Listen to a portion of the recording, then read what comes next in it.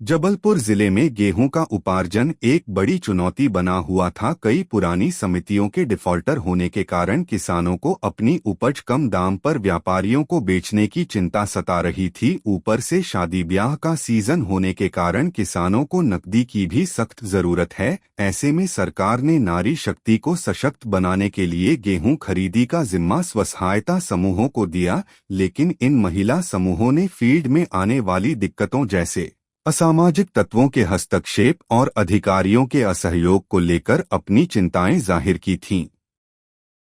महिला समूहों से संबंधित कुछ विषय थे जो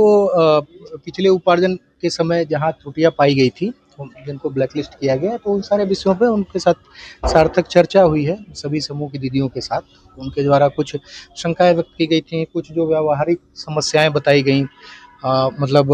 इसमें कई तरीके की समस्याएं बताई गई, जैसे सर्वेयर्स की शिकायत, कुछ जो है रिपोर्टर के बारे में बताया गया है। उन सारी चीज़ों पे एक ये उपाय निकाला गया कि ये बना के व्हाट्सएप ग्रुप बना के और उनका हैंड होल्डिंग किया जाए, और ताकि उनको एक ये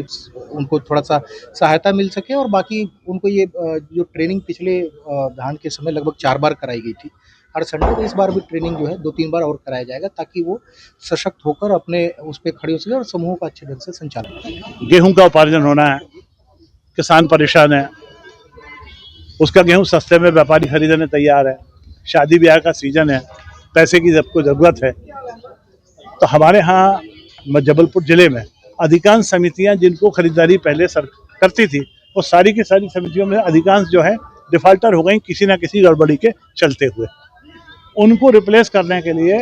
और हमारी बहनों को सशक्त बनाने के लिए, नारी शक्ति को मजबूत बनाने के लिए स्वसहायता समूह की बहनों को ये दायित्व दिया कि वो खरीदी का काम करें और इसमें से धन का उपार्जन भी करें।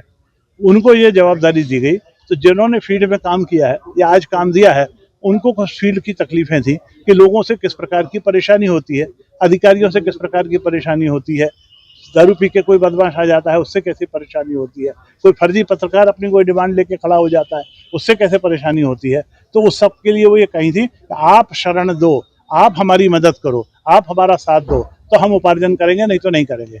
कलेक्टर साहब ने आज उन सबको आश्वस्त किया है, एक ग्रुप बनाने को बोला है, व्हाट्सएप ग्रुप, जिसमें उन्होंने कहा वो भी शामिल रहेंगे और कहीं भी किसी प्रकार की कोई तकलीफ किसी बहन को जाएगी वो उस ग्रुप पे डालेगी और कलेक्टर साहब उसका समाधान करके देंगे। इस तरीके से मैं समझता हूँ कल से गेहूं की खरीदी और उपार्जन इन सारे केंद्रों पर भी प्रारंभ हो पाएगा।